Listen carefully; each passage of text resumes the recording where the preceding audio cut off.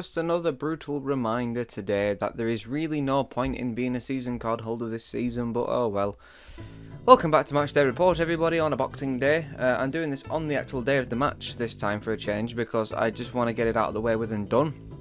I've not bothered to pre-write anything for this. I'm going to do it all blind as a live reaction pretty much. There's going to be no script reading or anything like that. I'm just going all in. So yeah, that's what's happening today. Nothing that's been written down. We're just going off the top of my head. So things might sound a bit stuttery and a bit shit.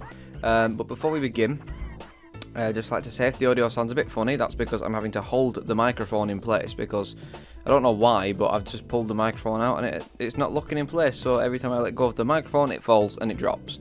So the microphone is broken. So until I can find a way to get it to stay still, I'm going to have to hold it. So bear with me for this one. And before we begin as well, one last thing I'd like to say is today was an incredible experience for my little brother, Mason, as you will be able to find him in this issue of The One and Only with Ledson on the front, as today he was a mascot for North End. He got to walk out with Ched Evans. He was wanting to walk out with Brown, but of course he wasn't fit to start the match, so instead he walked out with Evans, and it seemed to be an experience he enjoyed a hell of a lot. I'll put a couple of things up on the screen now if I haven't already, of him walking out and a couple of pictures and whatnot.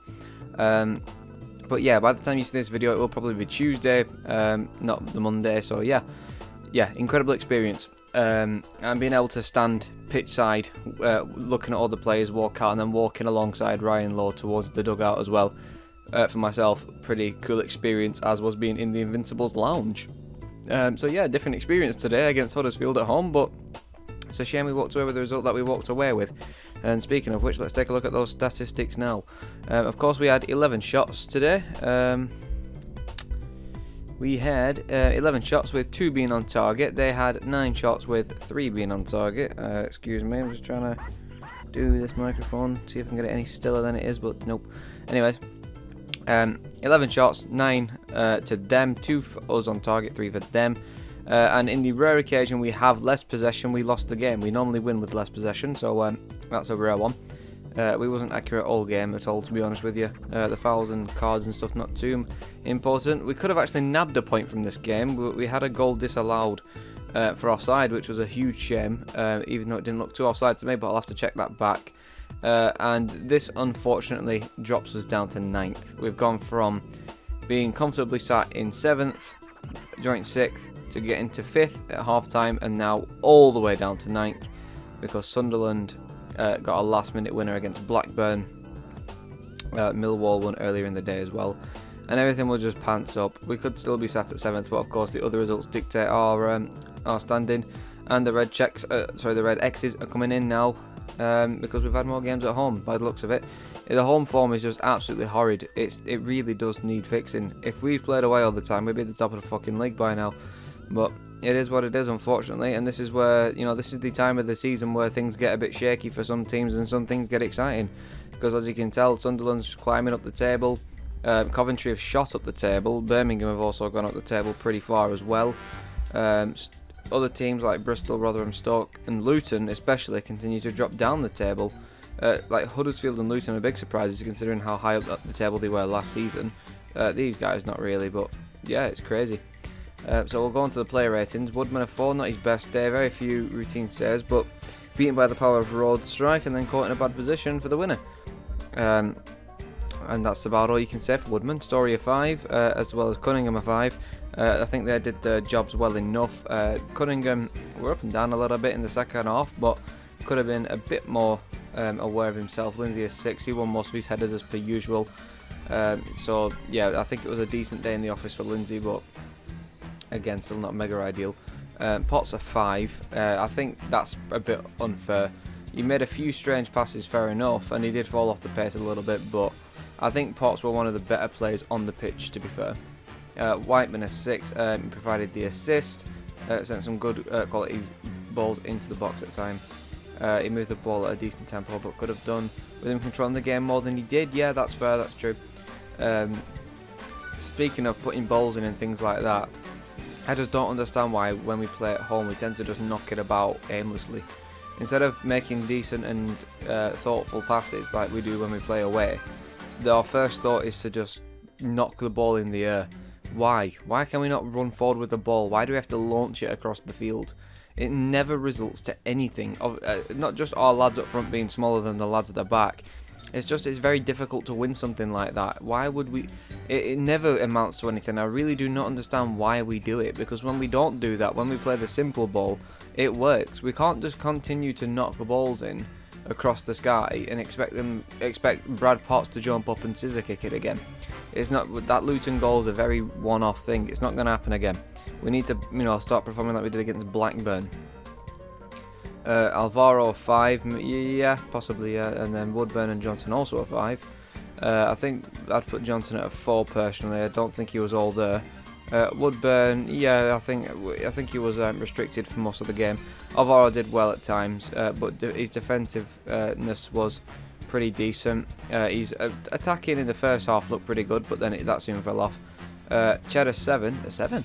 Northland's clear main threat in the second half. Yeah, true. When the Lily Whites booked the likely team to score the next goal at 1-0.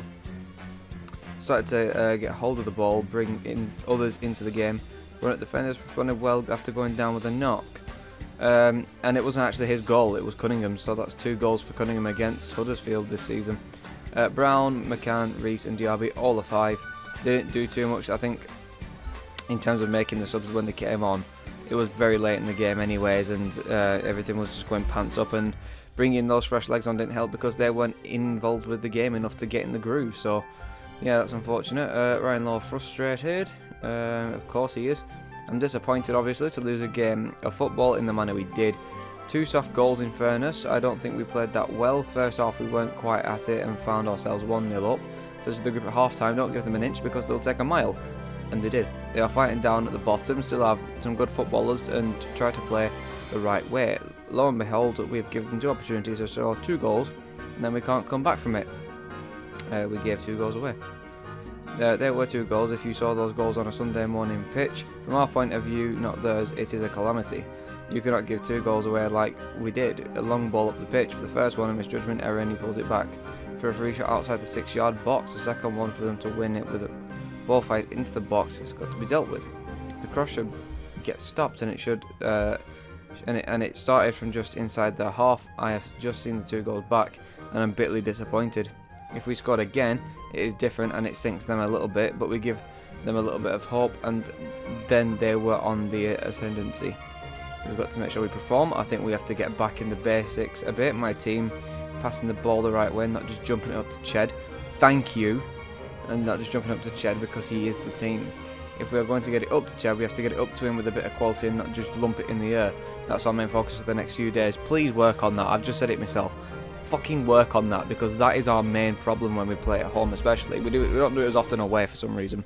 But when you're just hoofing a ball up the pitch like that, you're never going to get nowhere with it, especially when you're knocking it to Evans, who's not the tallest lad anyway. And people who can't control it because they don't like taking the ball anywhere apart from the feet, like Reese. We're not going to get anywhere by just hoofing a ball around. We need to, be a bit more intelligent with how we're playing with this ball. Is my microphone even pointing towards me? I can't tell with this fucking pop filter.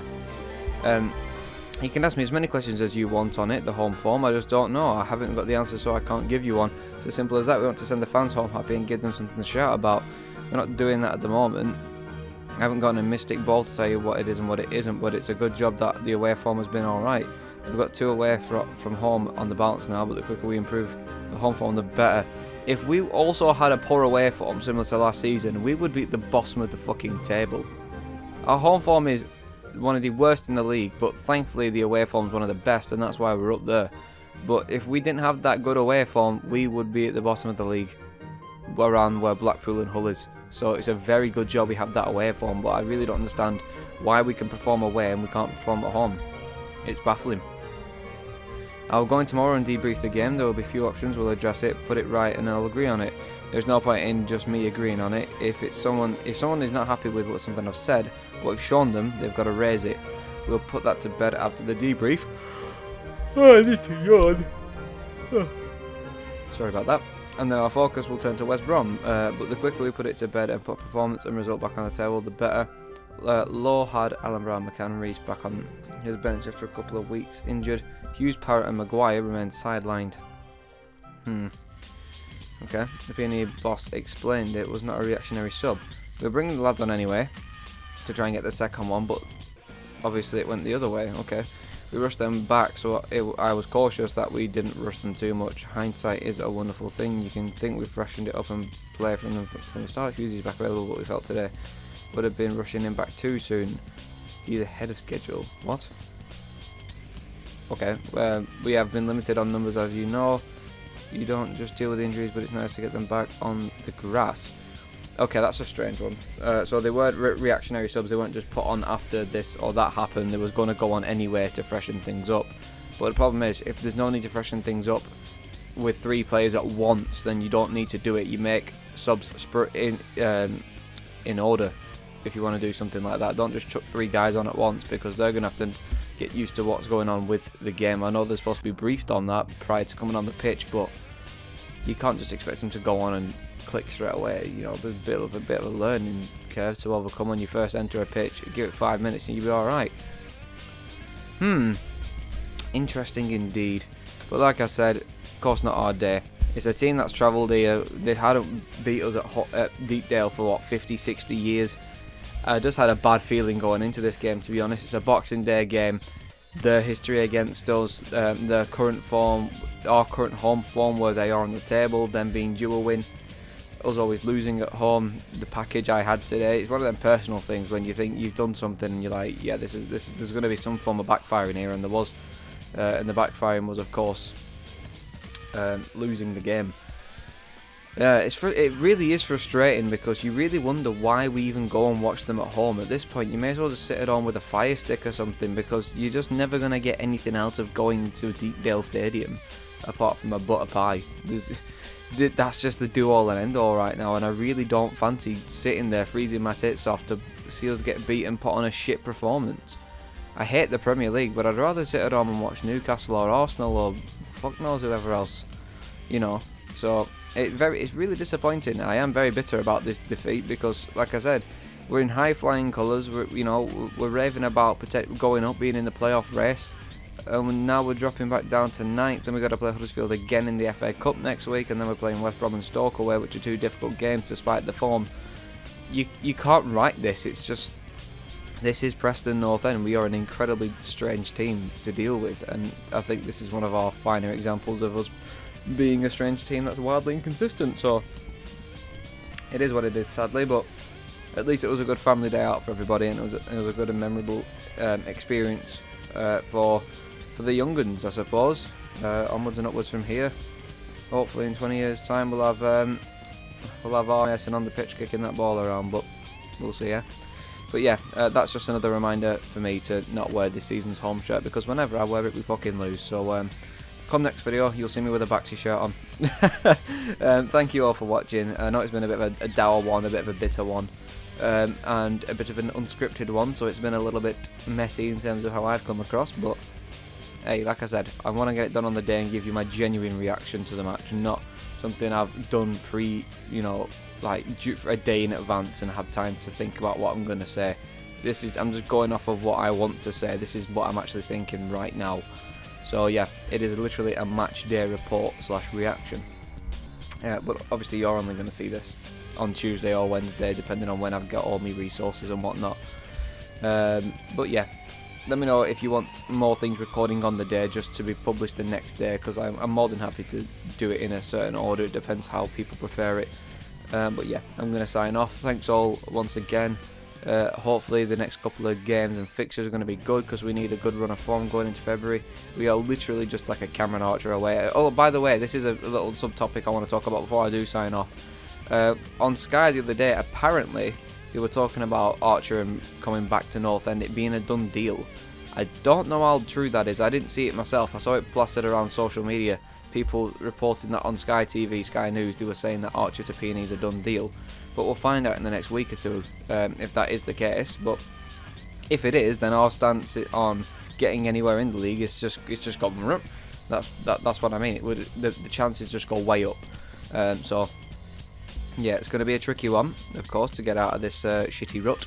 But like I said, if these 2 January incomings, which we're going to have a maximum of 2, if this January incoming or incomings are going to be good, then I'm going to enjoy our chances a little bit more. But for now, we're going to remain cautious, optimistic, cautiously optimistic, and also concerned because, like you said, the league's very tight.